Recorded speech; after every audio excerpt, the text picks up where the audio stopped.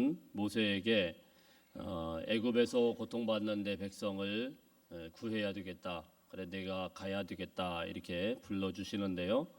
모세는 계속해서 자기는 갈 수 없다고 이런저런 변명으로 둘러대고 있습니다. 근데 하나님께서도 물러나지 않으시고 내가 너와 함께 가겠다. 걱정하지 말고 가면 되겠다. 또 내가 그들 앞에서 내가 하나님인 것을 스스로 증명할 테니까 네가 뭐 할 말 딱히 없다.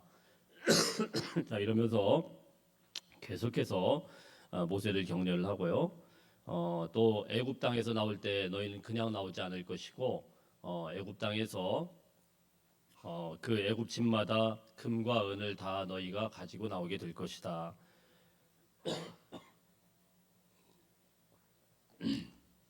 너희는 이제부터 걱정할 것이 없다. 자 이런 이제 말씀을 계속 들려주세요. 자 그런데 그럼에도 불구하고 이 모세는 계속해서 거듭거듭 부인을 하고 자기는 그래도 갈 수가 없다 이렇게 고집을 부리는데요. 그게 이제 오늘 이 4장에 오면은 모세가 내가 가도 나를 믿지 않을 것이다. 자 이런 말씀들을 쭉 하고 있고요. 자 그래서 하나님께서는 급기야 우리가 지난주에 보면은 이제 표적까지 나타내시면서 말씀을 하시죠. 그래서 모세 앞에서 자기가 가지고 있었던 그 지팡이를 가지고 뱀으로 변하게 하는 그런 표적을 하게 됩니다. 그러니까 이 지팡이가 이제 뱀으로 변하니까 모세가 겁을 먹어가지고 이리저리 이제 피해 다니는 그런 모습을 보게 되는데요. 그러자 하나님께서는 다시 손을 뻗어서 그 뱀의 꼬리를 잡으라 이렇게 말씀을 하시고 순종을 했더니 그 지팡이가 다시 나무로 오게 되는 그런 모습을 보게 됩니다. 그래서 이제 대부분의 이제 성경학자들은 이 뱀이라는 것은 아마 코브라일 것이다 이렇게 추측을 해요. 왜 그러냐면은 죄송합니다. 감기가 더 나았는데 자꾸 이렇게 기침이 나오네요. 왜 그러냐면은 그때 당시에 이 바로가 애굽을 통치하는 바로가 상징하는 것 중에 하나가 바로 코브라를 갖다가 이게 왕관을 쓰게 되면 여기 이제 코브라를 딱 상징으로 놓습니다. 또 지팡이에도 코브라가 있고 그가 앉은 그런 보좌 의자에도 코브라가 새겨져 있어요. 그 이유는 무엇이냐면은 너희가 만일에 이 바로한테 나한테 이제 만일에 잘못 보였다가는 코브라가 딱 물어가지고 독이 퍼지듯이 아주 혼치겁 날 줄 알아라 이런 이제 위협을 가하기 위해서 코브라를 새겨 놓았습니다. 그래서 아마도 하나님의 사람이 모세는 이 뱀으로 변하고 이제 코브라가 막 쫓아다니니까 굉장히 이제 겁을 먹고 이리저리 피하고 있었는데 하나님이 손을 내밀어서 다시 꼬리를 잡아라. 그러니까 이 뱀이 다시 지팡이가 되는 그런 이제 표적을 보여주게 되죠. 한마디로 아무리 싸나운 바로라고 하더라도 하나님의 말씀대로 순종하게 되면 네 손에서 나무 막대기에 불과한 거야. 그거 아무것도 아니야. 자 이러면서 위협하는 그런 장면이 있었습니다. 자 어쨌든 그런 표적들을 계속 보여주시면서 표적까지 보여주면서 걱정하지 말고 네가 이제 가면 되겠다 이렇게 말씀을 하면은 이쯤 이야기했으면 3장 전체를 할애하고 계속 거듭거듭 설득을 하고 또 표적까지 보여주고 자 이렇게 계속해서 말씀을 하셨는데도 불구하고 이 모세는요 오늘 이제 10절 말씀 한번 읽어보겠습니다. 10절 시작. 모세가 여호와께 아뢰되 주께서 주의 종에게 명령하신 후에도 역시 그러하니 나는 입이 뻣뻣하고 혀가 둔한 자니이다. 모세는 이제 이렇게 표적까지 다 봤는데도 불구하고 오 주여 나는 본래 말을 잘하지 못하는 사람입니다. 나는 입이 뻣뻣하고 혀가 둔한 사람입니다. 계속 변명하면서 자기는 갈 수 없다 이렇게 거듭거듭 하나님 앞에 항의를 하고 있는 그런 모습이에요. 오늘 말씀 가운데 이 본래라는 말이 번역이 됐는데요. 한글 번역 성경에 그냥 본래 그런 사람이다 이렇게 되어 있는데 이걸 원어를 보면 좀 더 구체적으로 나와 있거든요. 뭐라고 되어 있냐면은 옛날에 그때도 나는 말을 못하는 그런 사람이었었고 지금도 3일 전부터도 나는 말을 못하는 사람입니다. 그때나 지금이나 나는 똑같이 말 못하는 사람입니다. 이런 말을 하는 거예요. 옛날에 그때 언제일까요? 모세가 그때 말 못했던 때가 있었다라는 것이죠. 예. 근데 사실은 모세가 이렇게 정말 말을 못하는 사람일까요? 말 못하는 사람이 하나님 앞에 따박따박 대들어요? 말 잘하는 사람이죠. 말 잘하는 사람이에요. 말 못하는 사람 아닙니다. 사도행전 7장 22절 말씀에 보면은 뭐라고 되어 있냐면은 모세는 애굽 사람의 학수를 다 배워 그 말과 행사가 능하였다 이렇게 기록이 되어 있어요. 애굽의 궁에서 그냥 지도자로 교육을 할 때 뭐 여러 가지 교육을 하지만 말 잘하는 것도 배웠단 말이에요. 그래서 말에나 언변에 있어서 대단한 그런 능력자예요. 말 잘하는 사람이에요.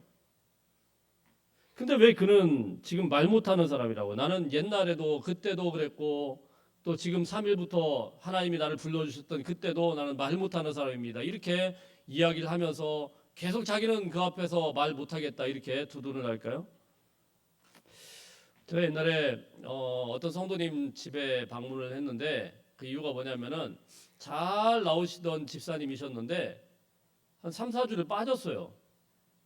그래서 이제 부목사니까 그 당시에 방문을 했죠.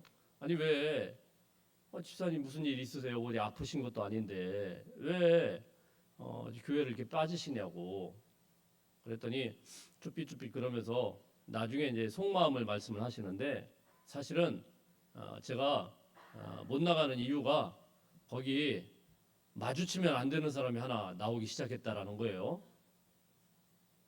이게 무슨 말씀이냐면은 한 10여 년 전에 이제 사건인데 한 동네 사니까 자기도 부동산하고 그분도 부동산을 하는데 이제 거기서 이제 뭔가 문제가 생겼던 것 같아요.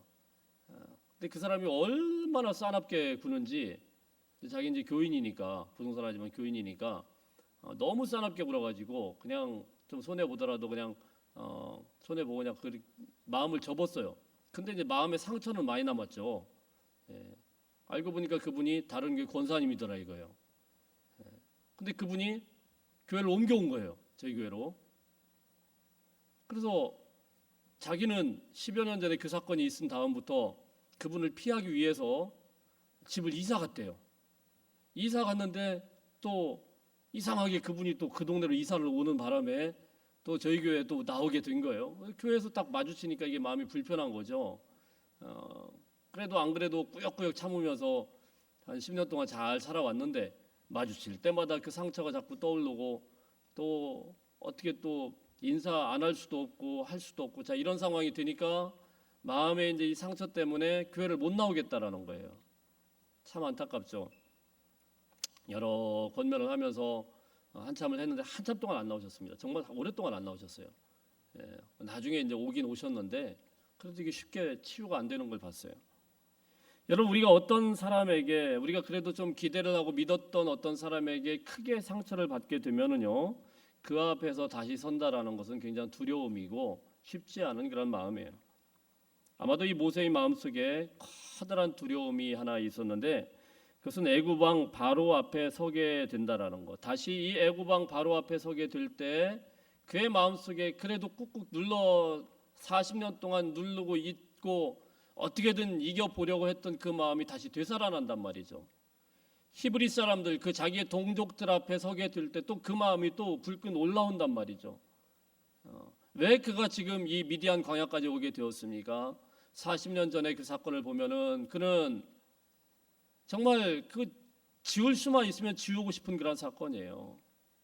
자기 딴에는 자기의 동족을 향하여서 크게 마음을 먹고 애굽의 궁에 있는 그런 모든 혜택을 다 버리고 그 동족에게 찾아갔습니다. 그리고 그들을 도와주려고 했습니다. 그 히브리 사람들을 도와주려고 했어요. 어느 날 그곳에서 있는데 히브리 사람이 애굽 사람에게 고통받는 그런 모습을 보고는 이건 안 되겠다 싶어가지고 말리다가 한 대 쳤는데 그 애굽 사람이 죽었어요. 다행히 아무도 본 사람이 없는 것 같아요.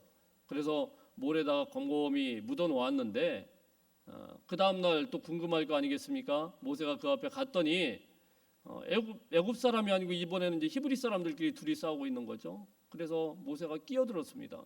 아니 너희가 지금 뭉쳐도 들똥말똥인데 왜 너희들끼리 싸우고 그러냐 이러면서 끼어들었더니 그 중에 한 사람이 이야기를 하는 겁니다. 야, 너 어제는 애굽 사람을 때려 죽이더니 오늘은 네 동족을 때려 죽일 거냐? 막 그러면서 이렇게 모세를 겁박을 하니까 모세가 그 말을 듣고는 아무 말도 못하고는 그대로 도망쳐 온 거예요. 사실 모세가 크게 잘못한 건 아니죠. 잘못한 건 둘이 싸우는 그 사람들이 잘못한 거죠. 그거 말리기 위해서 한마디 했다가 되로 주고 말로 받는다는 말이 있잖아요. 괜히 말 한 번 잘못했다가 그 길로 그대로 도망해서 이제 어딘지도 모르는 동네에 찾아와서 그렇게 40여 년이 지나가게 되었단 말입니다. 여러분, 이 사건이 모세의 마음속에 평생 동안 아픔으로 자리하게 되었던 거예요. 그때 왜 내가 괜히 동포들의 일에 끼어들고, 그때 왜 내가 그런 행동을 했을까? 내가 잘못한 것도 아닌데 왜 거기를 도망 나와가지고 살인자에다가 도망자의 이 2명까지 쓰면서 이 자리까지 오게 되었는가? 그러면서 이 모세는 그때 이런 생각을 했던 겁니다. 이 입이 문제구나. 내가 그때 그 말을 하지 말았어야 되는데 그때 괜히 그 사람들 입에 껴들어가지고 말을 껴들어가지고 후회하면서 모세는 아마도 결심했던 것 같습니다. 나는 다시는 함부로 그들 앞에서 말을 하지 않겠다. 이런 결심을 한 거예요. 그렇게 40년 동안 모세는 그 광야를 이리저리 헤매면서 그가 한 것은 뭐예요? 염소들과 지내고 양들과 지낸 거예요. 염소들과 양들과 혼자 지내게 될 때 무슨 말을 할 수 있겠습니까? 그 40년 동안 염소나 끌고 다니고 양이나 끌고 다니고 이리저리 끌고 다니면서 무슨 그들과 말을 할 수 있겠어요? 아침부터 저녁까지 아무 말도 하지 않고 아무런 말도 하지 않고 염소를 끌고 그리고 양을 끌고 훈련을 아주 혹독하게 지냈습니다. 이렇게 40년 동안 그는 입을 완전히 닫아버린 거예요. 그리고 오늘 이야기를 하는 겁니다. 하나님이 가라 그랬더니 하나님, 나는 말할 줄 모릅니다. 그때도 그랬고 지금 하나님께서 나를 불러주신 그 3일 전부터도 나는 똑같이 말을 못하는 사람입니다. 나는 입이 뻣뻣하고 혀가 굳은 사람입니다. 나는 절대로 그들 앞에 설 수 있는 그런 인물이 아닙니다. 이렇게 하나님 앞에 항의하고 있는 것입니다. 모세의 이 말을 듣고 하나님께서 다시 한번 말씀을 하죠. 11절 12절 함께 읽어보겠습니다. 시작. 여호와께서 그에게 이르시되 누가 사람의 입을 지었느냐? 누가 말 못하는 자나 못 듣는 자나 눈 밝은 자나 맹인이 되게 하였느냐? 나 여호와가 아니냐? 이제 가라.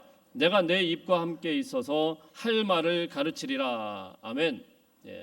이제 가라. 내가 너의 입과 함께 할 것이다. 내가 할 말을 너에게 가르쳐 줄 것이다. 하나님께서 모세가 그렇게 그런 말을 하는 것을 충분히 이해를 했어요. 이 말은 무슨 말입니까? 너 말 다 이해했어. 충분히 네 의도는 알겠고 네 생각 알겠다라는 이야기죠. 근데 걱정할 거 없다. 그냥 가. 가면은 내 입에 내가 함께 할 거야. 내가 말하는 그것이 곧 나의 말이 될 거야. 이 말은 뭐예요? 내가 입을 열어서 말을 하는 그 순간 내 말이 아니고 하나님의 말이 쭉 나온다고 그러면은 이스라엘 백성들이 이게 진짜 하나님의 말이라고 그러면 그 앞에서 뭐 말 다 한 거 아니겠어요? 꼼짝 못하죠. 목사님이 말씀을 전할 때 그 말이 진짜 하나님의 말씀이다 이렇게 생각을 하면 그건 더 이상 바랄 게 없지 않습니까? 어떻게 그 앞에서 토를 달아요? 근데 목사님 말씀이 하나님 말씀 같지 않으니까 토를 달고 왜 그랬어요? 막 이렇게 따지고 이러는 거지. 진짜 하나님의 말씀이다 이렇게 생각이 된다고 어떻게 그 앞에서. 그래서 하나님이 그렇게 말씀을 하는 거예요. 너 가면 네가 두려워하는 거 뭔지 알겠는데 내 입을 열어서 하는 즉시 그게 곧 내 말이 될 거야. 네 입술을 내가 주장할 거야. 걱정하지 말고 가라. 이렇게 말씀을 한단 말입니다. 자, 그런데 여러분 이게 쉽게 또 납득이 되면 좋겠지만 한번 여러분 이런 두려움 때문에 상처가 마음이 깊게 잡히면은요 이 마음 열기가 정말 쉽지 않아요. 그렇지 않습니까? 그 말 몇 마디로 걱정하지 마라 이렇게 한다고 이게 쉽게 풀릴 문제가 아니랍니다. 여러분 말이 그렇지 40년이에요. 40년 동안 하나님이 한 번도 나타나지도 않다가 그 힘든 시절에 막 스스로 자책하면서 내가 왜 그랬을까, 내가 왜 그랬을까, 광야를 돌아다니면서 양들과 함께 지내면서 그 답답한 그 시절을 막 보낼 때 하나님은 단 한 번도 나타나지도 않으셨어요. 위로의 말씀 한마디도 안 하셨어요. 그러다 갑자기 40년 후에 나타나가지고 막 자꾸 가라고 그러니까 여러분 어때요? 여러분이 그 입장이라고 하면 어떻겠습니까? 알겠습니다. 아멘. 이러겠나요? 모세도 굉장히 짜증이 나고 화가 났던 것 같아요.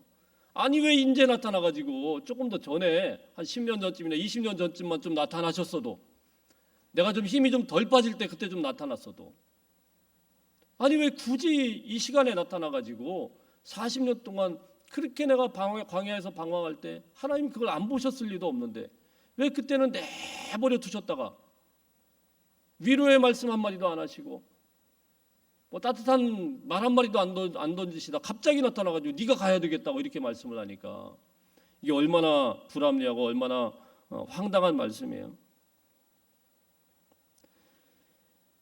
근데 여러분 우리가 한 가지 기억해야 되는 것이 있습니다. 하나님의 은혜가 임할 때는, 하나님의 은혜가 임하면은, 성경에서 하나님의 은혜가 임할 때 가장 크게 변화되는 것이 우리 입술이라는 거예요. 언어가 바뀌어요. 우리 언어가 하나님의 은혜로 바뀌게 되면 그것이 곧 표적이고 하나님의 능력인 줄로 믿으시길 바랍니다. 오순절날 사도행전 2장 말씀에 보면은 한 사건이 발생을 합니다. 성령께서 이 땅에 강력하게 기도하는 120명의 문도 안에 오게 되죠. 불처럼 바람처럼 강하게 임하게 될 때 그때 각 사람에게 어떤 것이 생기게 됩니까? 각 사람이 말을 하는데 방언으로 이야기를 하는데 그 방언이요 다 외국어로 통번역이 필요 없이 그냥 다 들리는 거예요. 거기서 그 성경을 말씀을 보면 뭐라고 되어 있냐면요, 난 곳 방언으로 이렇게 되어 있어요. 우리나라 사람들도 제주도 사투리 잘 모르시죠? 예. 경상도 사투리는 다 아셔요? 경상도 사투리도 가끔 모르는 게 있어요. 저는 꽤 오래전에 아주 재밌는 그런 사투리 얘기를 들었는데 경상도 사투리 중에 은지에 뭐 이런 게 있거든요. 그게 뭔지 아세요? 그게 무슨 말이에요? 언제요? 이런 뜻이에요? 그거는 정말 모르는 사람이에요. 예. 은지에 이게요 경상도 중에서도 대구 쪽에만 있는 사투리예요. 그쪽에만. 서울 남자가 갔다잖아요. 서울 남자가 아가씨하고 손을 봤는데 이 아가씨가 너무 마음에 들어가지고 저기 다음에 애프터를 신청해도 되겠습니다. 이렇게 물어봤더니 아가씨가 은지에 이렇게 이야기한 겁니다. 그러니까 이 서울 남자가 아 그래요? 아 그러면 제가 다음 주 화요일 어떠세요? 은지에 자꾸 이렇게 이야기하는 게 이게 뭔 뜻인지 아세요? 아니라는 거예요. 아니라. 당신 아니다 이런 뜻이에요. 그걸 대구 사투리 은지에 이렇게 이야기합니다. 신기하죠? 우리나라 말도 이 방언이 안 통해요. 그런데 뭐 제주도 말을 이렇게 이야기한다 그러면 이건 뭐 진짜 못 알아듣는 거 많습니다. 근데 여러분 사도행전 2장 말씀에 보면은 성령께서 임하실 때 언어가 바뀌었는데 그 갈릴리 사람들이 하는 그 기도 소리가 그 소리가요 난 곳 방언으로 들렸다고 했어요. 난 곳 방언으로. 그냥 영어도 아니고 영국식 영어가 다르고 미국식 영어가 다르잖아요. 근데 그게 너무 유창하게 다 들렸다라는 거예요. 이게 어떻게 가능하냐고요. 이게 하나님께서 성령 충만한 그들의 입을 혀를 바꿔 주시고 변화되니까 이런 언어가 바뀌게 되는 거예요. 언어에서부터 표적이 나타나는 거예요. 여러분 그 다음부터 어떤 일이 발생을 합니까? 그들이 그 입을 통하여서 하나님의 말씀을 증거하기 시작해요. 그래서 사도행전 2장 37절 말씀에 보면은 그들이 나가서 그 은혜를 받고 나서 막 사람들에게 전했더니 하루에 3,000명이 회개하며 돌아오게 되는데 그때 뭐라고 되어 있냐면 그들이 이 말을 듣고 베드로의 이 말을 듣고 마음에 찔려 베드로와 다른 사도에게 이르되 아멘. 뭐요? 어떤 말을 들어요? 이 말, 성령 충만하여서 하는 그 말 자체에 엄청난 파워가 있고 권능이 있는 거예요. 그 말을 듣고 표적을 본 게 아니에요. 그 말을 듣고 마음에 찔려서 3,000명이나 하나님 앞에 돌아오게 되었다는 거예요. 그래서 사랑하는 성도 여러분, 하나님의 말씀으로 우리가 마음의 양식을 가지고 그 은혜 가운데 거하고 또 하나님이 주신 그런 말씀으로 나가서 증거하게 될 때 우리의 말은 그냥 말이 아니고 모세를 통하여서 하나님께서 내 입술을 주관하여 주실 것이다. 그것처럼 우리의 입술도 하나님께서 주관하여 주신다는 사실을 알아야 돼요. 그래서 입술에서 은혜를 받아야 돼요. 우리 입에서부터 하나님의 은혜와 위로의 말씀이 나가기 시작해야 돼요. 그래서 여러분 이사야서 57장 19절 말씀에는 뭐라고 되어 있냐면은 한번 띄워주실래요, 집사님? 확인을 해봐야 돼. 이거는 한번 읽어보겠습니다. 시작. 입술의 열매를 창조하는 자 여호와가 말하노라. 먼 데 있는 자에게든지 가까운 데 있는 자에게든지 평강이 있을지어다 평강이 있을지어다 내가 그를 고치리라. 아멘. 여러분, 하나님께서 뭐라고 했습니까? 우리의 입술의 열매를 창조하신다 이렇게 했어요. 입술의 열매를 창조하셔서 하시는 말씀이 무엇입니까? 그 입술로 평강이 선포되게 하신다. 우리 입술의 고백을 통하여서 하나님의 평강이 선포되게 하신다. 그 입술의 고백을 통하여서 내가 만나고 내가 또 함께하는 그런 사람들이 평강을 누리게 되고요. 그 말을 전하는 그 마음속에서도 모든 강팍한 마음들, 복잡한 마음들이 다 사라지고 하나님의 평강과 위로와 은혜가 넘치게 되는 거예요. 성령의 은혜 언어가 넘치면은요, 그곳은 평강의 공동체가 돼요. 위로의 공동체가 돼요. 우리 입술을 통하여서 그것이 변하게 된다 이렇게 말씀을 합니다. 누가 입을 지었느냐? 가라. 내가 너와 함께 있어서 할 말을 가르치리라. 하나님이 그 입술을 바꿔주실 거라는 거예요. 그래서 네 마음속에 있는 그 부담감들 다 없애주고, 그리고 그 살벌한 그 히브리 사람들 바로 지금 뭐 코브라처럼 막 죽이려고 하는 그런 싸나운 그것들도 하나님의 평강과 하나님의 은혜가 위로의 말씀이 선포될 것이다. 할렐루야. 이렇게 하나님께서 말씀을 하셨다고 하면은 아멘. 예, 저는 잘 못하지만 하나님이 하실 줄 믿습니다. 가면 되잖아요. 그래요, 안 그래요? 가면 될 거 아니에요. 가면. 아니 이쯤 말씀하셨으면, 이렇게까지 하나님이 말씀하셨다고 하면 가면 되는 거 아니겠습니까? 그런데 모세는 뭐라고 대답하냐면은 13절 한번 보겠습니다. 13절 시작. 모세가 이르되 오 주여 보낼 만한 자를 보내소서. 아니 고집을 부려도 좀 적당히 부려야죠. 이렇게 계속 고집 부리면 맞아요, 안 맞아요? 한 대 맞겠죠. 아니 적당히 부려야지.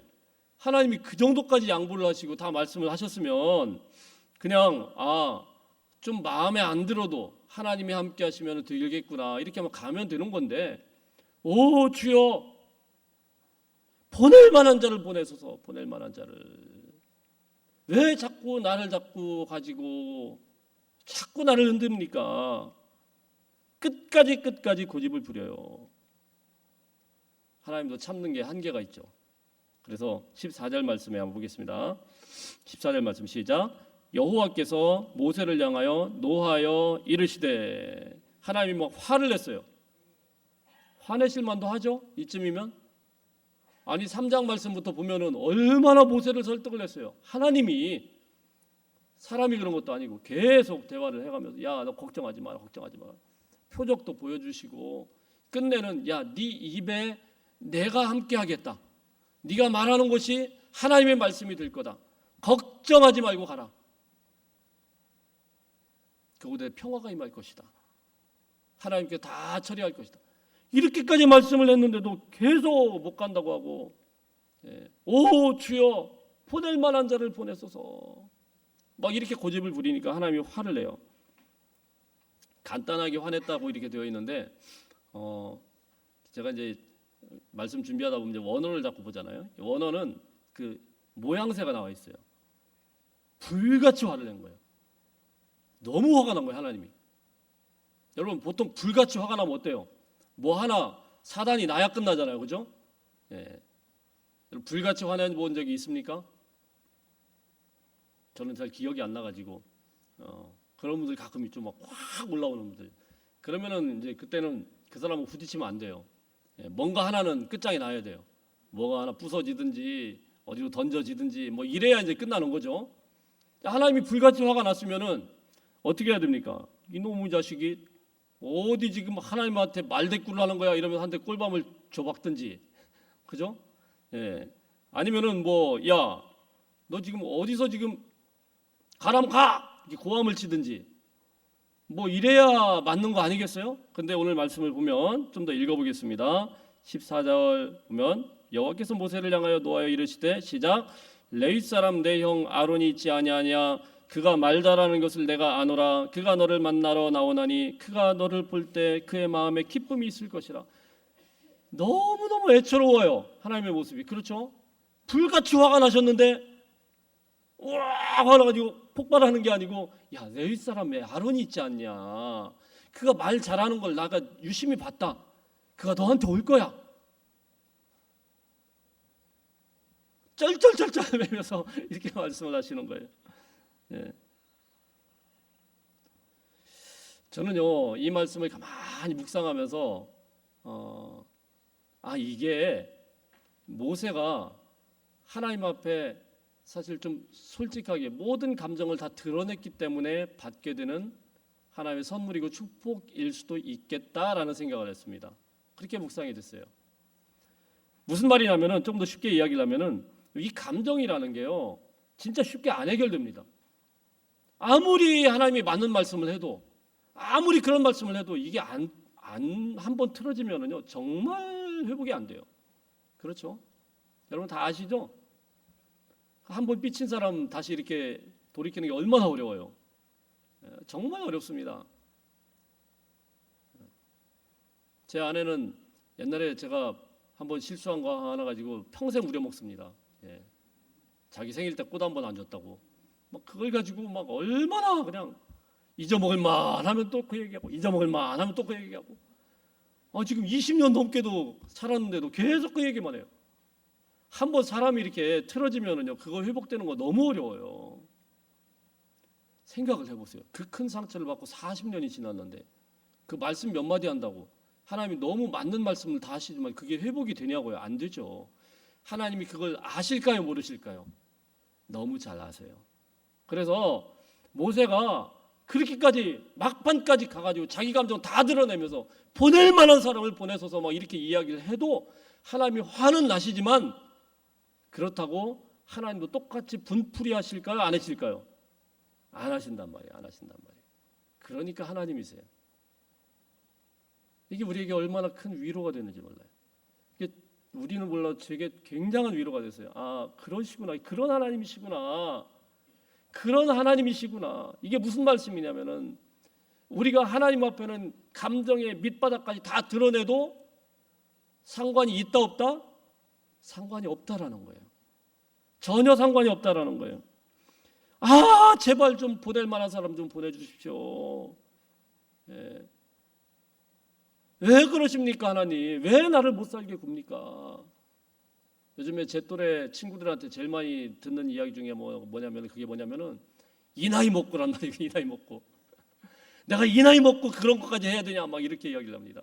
여러 의미가 있죠. 어른들에 대한 그런 의미도 있고 아이들에 대해 좀 약간 그런 중간에 그런 나이쯤 되니까 자꾸 그런 이야기를 하는 거예요. 아니 좀 진작에 오시던가 이 나이 먹고 맞아고요. 80살 될 때까지 내비뒀다가 왜 그리 지금 가라고 합니까? 짜증이란 짜증은 지금 다 내고 있는데, 사랑하는 성도 여러분, 하나님 앞에서 짜증을 부린다고 하더라도 우리의 감정을 다 드러내게 되면은 이거는 아주 좋은 신호예요. 아주 좋은 거예요. 목사님 그러면 안 되잖아요.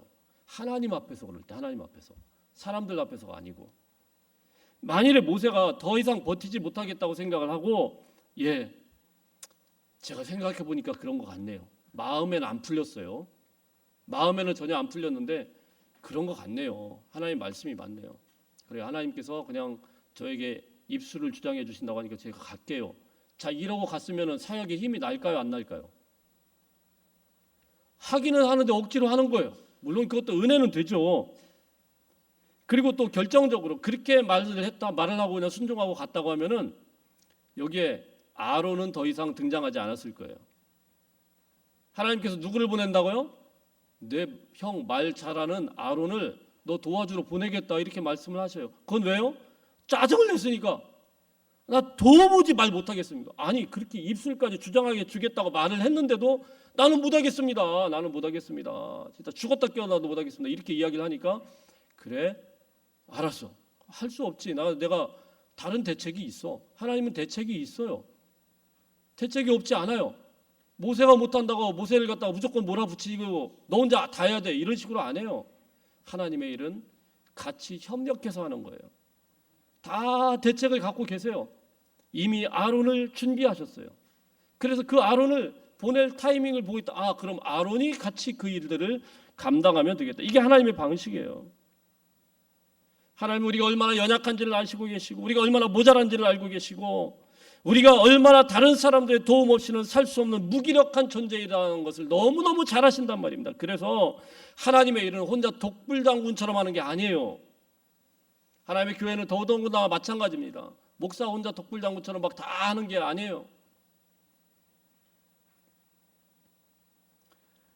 물론 방법은 잘한 건 아니지만은 하나님 앞에 자신의 감정을 다 솔직하게 드러낸 이 모세는 그 결과로 하나님께서 화는 내셨지만 아주 든든한 후원군을 하나 하나님께로부터 선물을 받은 거예요. 할렐루야.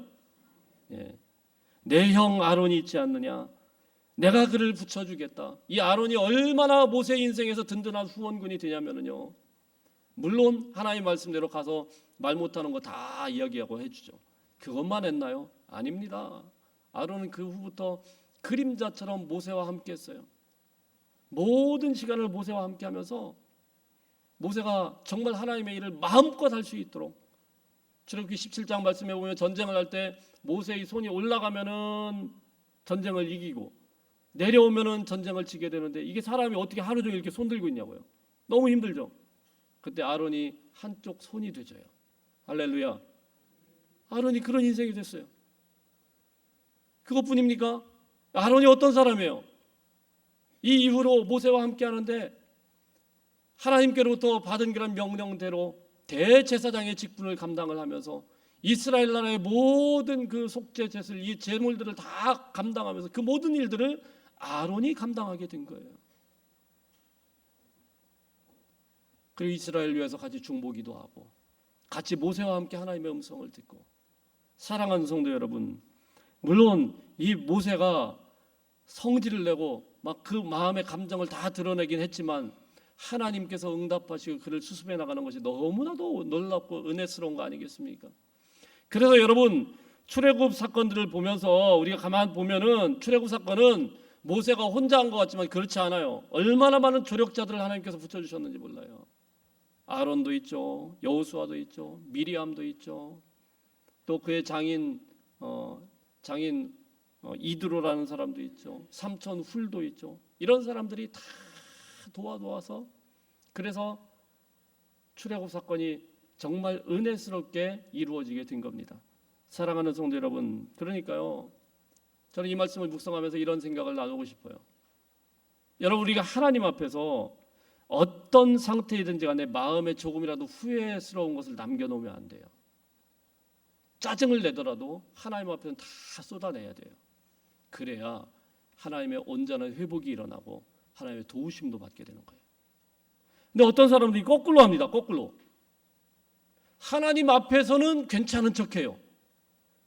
아이고 모든 게 은혜입니다. 할렐루야. 교회 나와서 보면은 항상 은혜스러운데 나중에 사건이 터질 때 보면은 와 이거 상상도 못할 일이 밖에서 벌어졌어요.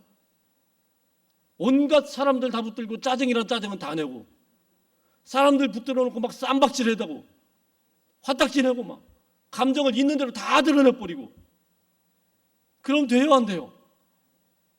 교회 안에서 오면은 그렇게 모든 복잡한 감정을 가지고 교회 안에서만 오면은 주님 제가 복잡하지만 은혜입니다. 은혜입니다. 꾹꾹 참아요. 은혜입니다. 은혜입니다. 밖에 나가서는 뭐예요? 이게 나를 건드렸어? 한번 해보자는 거야. 눈을 부릅뜨고 맨날 싸워요. 맨날. 그러니까 이게 안 맞는 거예요. 교회에 와서 하나님 앞에 올 때는 다 쏟아내야 돼요. 저한테 쏟으라는 게 아니고 하나님께요. 하나님께. 할렐루야. 그래야 하나님의 치료도 임하고 하나님의 은혜도 임하는 건데 우리 거꾸로 한단 말이에요. 거꾸로. 모세는 적어도 감정의 요만큼의 뒤끝도 안 남도록 다 쏟아버렸어요. 40년 동안 묵혀진 그 감정, 이게 함부로 이게 깨지냐고요. 근데 하나님이 다 쏟아버렸어요. 아우, 나 못 가겠습니다. 못 가겠습니다. 죽으면 죽었지 나 못 가겠습니다. 그랬더니 어떻게 해요? 하나님 화는 내시지만 다 해결해 주세요. 할렐루야. 여러분의 감정의 그런 찌꺼기들, 어려운 것들은 다른 데 쏟아부으면 안 돼요. 가끔가다 보면은 그냥 사람들끼리 뭐가 꼬이면은 뭐 물론 예수 믿는 사람도 아니지만 한 잔씩 하시잖아요. 한 잔씩. 야. 그럼 그 다음 날 되면 뭐예요? 할 말 안 할 말 다 했기 때문에 그 사람 얼굴 봅니까 못 봅니까? 다시는 못 보죠. 우리가 그래요. 약하기 때문에 뭔가 이렇게 분위기 되면 다른 사람한테 막 붙들고 자꾸 자기 감정을 주저리 이야기하는데 자식들도 그거 이해 못해요. 하물며 미천한 종일 목사가 그걸 다 이해하겠습니까? 이해 못해요. 여러분 저한테 너무 큰 기대하지 마세요. 너무 많은 기대하면 안 돼요. 그러면 다쳐요. 그러면 정말 다쳐. 사람한테 그렇게 하면 안 돼요. 고백은 하시지만 감출 건 감춰야 돼요. 사람한테는. 내가 요거 얘기했다가 조금 문제가 되겠다는 건 감춰야 돼요. 물론 심각한 걸 감추면 안 됩니다. 그러나 하나님 앞에는 안 해요. 하나님 앞에는 감추면 안 돼요. 감추면 다 쏟아넣어. 그래서 우리 주님이 뭐라고 합니까? 네 마음을 물같이 쏟아부라. 할렐루야. 내 마음을 찌꺼기도 남지 않도록 다 쏟아 부으면은 하나님께서 여러분의 모든 것들을 다 대책을 갖고 계세요. 어떻게 이것을 수습할지, 그 다음 단계 무엇일지 하나님은 모든 걸 다 갖고 계세요. 사람들은 그런 게 있어요, 없어요? 없어요. 하나님의 응답을 받으려면은 하나님 앞에 나가서 해결을 받아야 돼요. 사랑하는 성도 여러분, 제발 하나님 앞에 우리 감정을 숨기지 마시고 끝까지 나가서 기도하고 모세처럼 응답받는 인생들 다 되시기를 주님의 이름으로 축복합니다. 자, 15절 16절 한번 읽어보겠습니다. 시작. 너는 그에게 말하고 그의 입에 할 말을 주라. 내가 내 입과 그의 입에 함께 있어서 너희들이 행할 일을 가르치리라. 그가 너를 대신하여 백성에게 말할 것이요 너는 그에게 하나님같이 되리라. 아멘.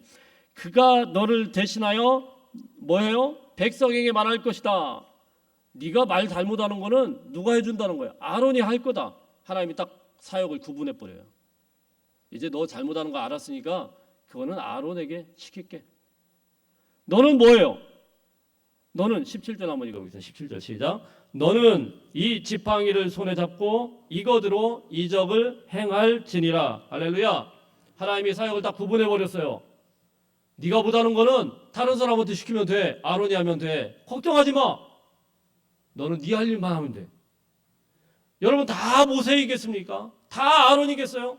하나님의 교회는 다 필요한 거예요. 모세도 필요하고 아론도 필요한 거예요. 그들이 합력하여 선한 일을 이루는 것이 주님의 교회이고 하나님의 일인 거예요.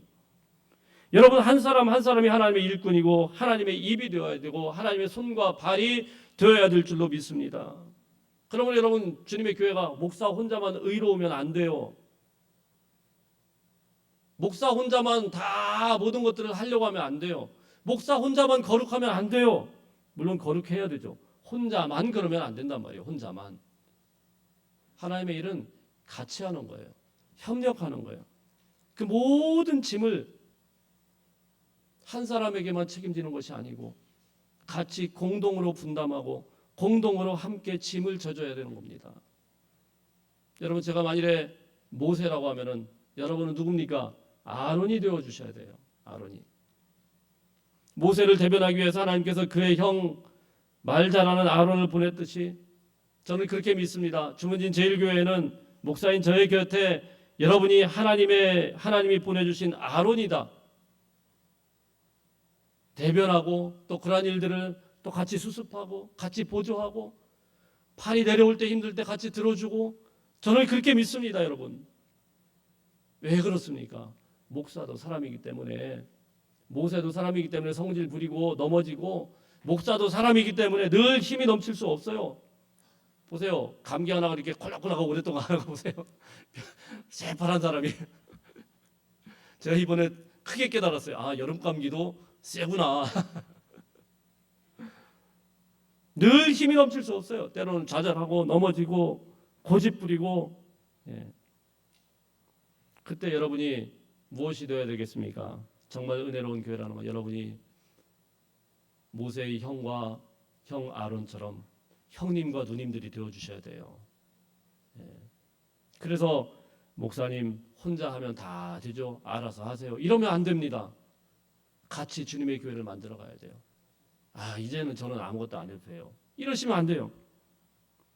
제게 모세와 같은 사명이 있다고 하면은 여러분들에게는 아론과 같은 사명이 있음을 믿으시길 바랍니다. 하나님은 함께 교회를 이루길 원해요. 여러분이 하나님의 스피커가 되셔야 돼요.